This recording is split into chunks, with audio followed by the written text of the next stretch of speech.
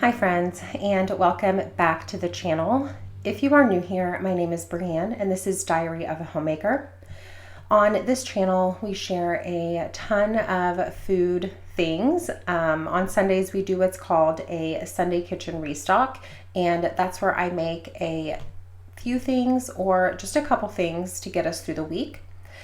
Most of the time I do end up making extra, that way we can stock our freezer that way versus having to have dedicated large freezer days. This is just something that works really well with my schedule and this time in our busy lives. And so being able to do just a little bit at a time over a long period of time really does help keep our freezers stocked full of homemade foods. So the first thing I do want to go ahead and get done today is making pie crusts. So pie crusts are something that I always have in our freezer. They are something that store really well in the freezer, and they also store really well after you pull them out of the freezer. So I can pull these out 1 or 2, even 3 days ahead of time if I need to, or if something were to happen and I had already pulled them out, I know they're gonna hold just fine in the refrigerator until I can use them. The only ingredients in these pie crusts are flour, butter, and then ice water. The real trick to having a flaky pie crust is using very cold water, ice water. And so my ice wasn't actually completely frozen yet, but it was cold enough. And so I do just end up dumping what I have in there. The recipe for this pie crust is going to be 2.5 cups of flour, 1 cup of butter. You're going to want to cut that into cubes before you put that in the food processor. A teaspoon of salt, and then about 8 tablespoons of ice water. This sometimes can vary just depending on what time of year it is really. Sometimes the flour just tends to absorb a little bit more. Also, it depends on what type of flour you're using. So if you're using a freshly milled flour, you may have to adjust that water ratio. I will show you here in just a minute the consistency that you're looking for, and you're going to want it to be pliable, not crumbly, and not soaking wet, but almost like a drier Play-Doh consistency. And really, there is so many things that you can do with pie crust if you just think outside the box. It's not just for desserts. Of course, you can make pies, you can make hand pies, you can make all of the dessert things, but you can also make quiches. You can make like a shepherd's pie. You can make a chicken pot pie. There really is so many things that you can make with pie crusts other than simply thinking pie. This is a staple recipe for me, and I know you guys have heard me talk about my staple recipes, and this is one of them. So this is something that I can make once and use for many, many different things, and that really does help me feel not overwhelmed in the kitchen. I know that I can have something in the freezer that I can pull out and have variety with it, if that makes sense. So today I end up making 5 batches of the dough, and I sometimes leave them in a package of 2 doughs, sometimes in one. They get saran wrapped, and then I will go ahead and put all of them in a gallon-sized bag in the freezer. And things like a chicken pot pie will get 2 crusts, and other things get 1 crust, which is why I do like to package them separately.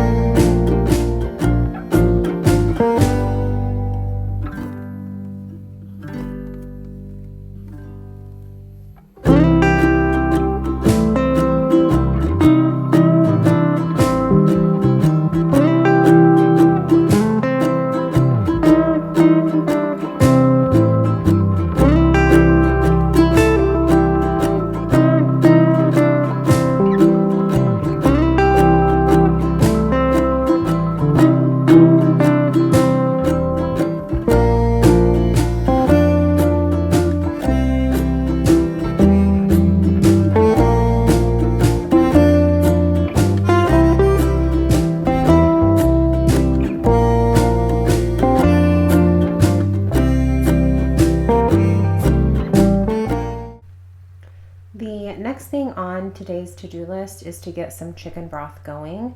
And if you have never made chicken broth before, it is the simplest thing. We sometimes buy the whole rotisserie chicken from Sam's Club because you can get a whole chicken for $5 and get several meals out of that. So I do end up saving the bones and the skin, and I just put them in a gallon-sized jar, or excuse me, a gallon-sized bag, and then store them in the freezer until I'm ready to use them. Whenever I go to make bone broth, if I'm only making a single batch, I'll just use my crock pot, and I will go ahead and add all of the bones and the skin into the crock pot. I did go ahead and add some shredded carrots in there, and then I went ahead and cut up an onion and added that in there as well. You can totally use scraps of onions and carrots if you have those. I just didn't have any on hand, and so this is what I ended up using. For one batch of broth, I ended up using, I think, 5 quarts of water, and you're just going to want to make sure that you have everything very well covered. The only seasonings I used to make this was salt and pepper. You can add a splash of apple cider vinegar if you would like to. I decided not to, and then this is going to cook for 1 to 2 days.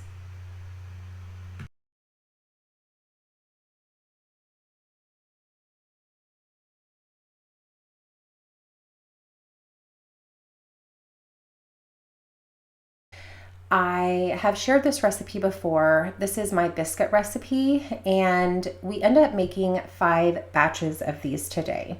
A lot of my Sunday kitchen restock is breakfast foods and snacks.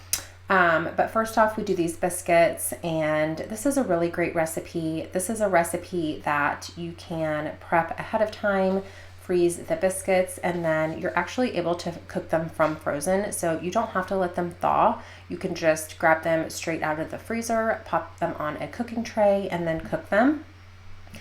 What I have actually done is go back to all of my kitchen restock videos, and I have shared in the description box below exactly what is on that week's video. I know it can be a little bit challenging to navigate what exactly is in each video if you're new to the channel and you haven't watched them in order. And so I think this is going to be a really great way to help you plan and hopefully inspire you to tackle a few homemade things in your kitchen on a Sunday or whatever day works best for your schedule. Like I said, this really does just help keep our foods, those wholesome, real food versus reaching for the convenience items that are all around us all the time. So once I had all 5 batches of the dough mixed, I dumped them onto this oversized baking sheet, and then I just rolled them out. Like I said, have made these before with you, and I will be sure to link that in the description box below so you can see exactly how I do that if you want to see an exact step-by-step. But I do just go ahead and get this all rolled out, and then I use a bench scraper and go through and just mark out or cut lines into them. I am not a perfectionist when it comes to this. I do not make circle biscuits. We do square biscuits, and I promise you they taste the exact same. All of these will go directly into the freezer just like this so they can flash freeze, and then once they are frozen, I will go ahead, break them apart, bag them, and that is how we will store them. The next thing we're going to work on are what I have called our breakfast cookies, and these are a little bit of a tweaked recipe. I will be sure to link the original recipe in the description box below, and it does call for just a little bit of planning. So you are going to want to go ahead and melt and cool your butter. One recipe calls for 4 tablespoons of unsalted butter. I did go ahead and do a double batch, so I melted 8 tablespoons of salted butter. While that butter is cooling on the stove, you're going to go ahead and combine all of your wet ingredients. So it calls for 1/4 cup unsweetened applesauce, 1 large egg, 1 teaspoon pure vanilla extract, 1/2 cup of honey, and you are going to go ahead and combine those until they're well mixed. Once they are well mixed, you can go ahead and start adding your dry ingredients. So you can go ahead and add 1.5 teaspoons of baking powder, 1.5 teaspoons of cinnamon, 1/2 teaspoon of kosher salt, and then your flour. So 1 cup of flour. Again, once that is all combined, you can go ahead and add your nuts. I chose to add walnuts and sunflower seeds. I do actually really enjoy adding in hemp hearts, but I'm actually out of hemp hearts. Because this has so many of those nuts in it, and then the oats, you're going to need 1.25 cup of oats. These are a super filling cookie, and if you've ever had Cliff Bars, they are also a very filling, like, breakfast bar. I call these my Cliff Bar knockoffs or a Cliff Bar dupe, because that's what they really remind me of. And I will show you at the end what they look like after they're baked. But again, these are super, super filling. I really, really love them. I don't make them super often because they are one of those things that I will eat a lot of them or eat them frequently if I have them out and about. So I do store these in the freezer, and then I pull them out as I need them. So they get stored out in our deep freezer out in the barn, and whenever I need them, I just go out and get however many I need for that specific breakfast, and then that's how we eat them. I don't usually thaw these multiple out at a time. I just go and get them as I need them, and that just tends to work really well. The original recipe does call for chocolate chips and raisins. I just don't love that in my breakfast cookies, and so I don't add them, but I do really enjoy the walnuts, the sunflower seeds, and the hemp hearts when I do have them. I also feel like this could be a super versatile recipe. So if you don't necessarily like pecans or sunflower seeds or the hemp hearts, you could totally swap out other things. So if you prefer almonds or if you prefer pecans, you could totally use those. Because the original recipe called for raisins, I think you could also swap out another type of dried fruit. So maybe dried blueberries or dried cherries. I honestly feel like the sky is the limit with this cookie recipe, and very much like my granola recipe, it is one of those versatile type things. So again, a staple recipe in my kitchen. I just really appreciate a versatile recipe, something that I can change up without having to look for an entire new recipe. It's something that's tried and true, and I know how it turns out, and I know that my family loves it, and I love that.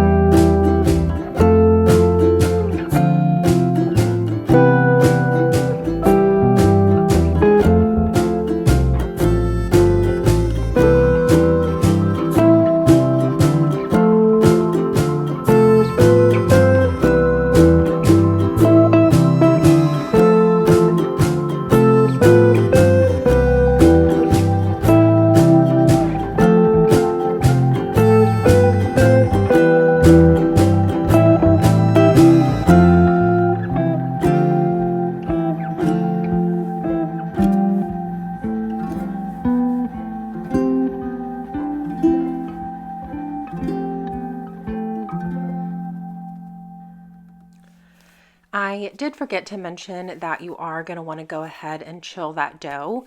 Because of the melted butter, the cookies will spread if you cook them immediately. So chilling them for about 30 minutes or so is perfect. And then the last thing I ended up doing on this day was to make a batch of granola. If you watched my last Azure haul, then you saw that I ordered a gallon jar of sorghum, and I bought that with the purpose or the intentions of creating or using it for granola. It did turn out really good, and so I think going forward, we will be using that. And then this is how the cookies end up looking. I wanted to make sure and show you how they looked, how thick they were. This was, of course, the chilled cookie dough, and it does create a very cliff-like looking bar. So that is going to wrap it up for today's video. Thank you so much for watching. Thank you so much for being here. I do hope that you enjoyed this and maybe inspired you to create a few things for yourself. Again, thank you so much for watching, and I will see you guys next time. Bye.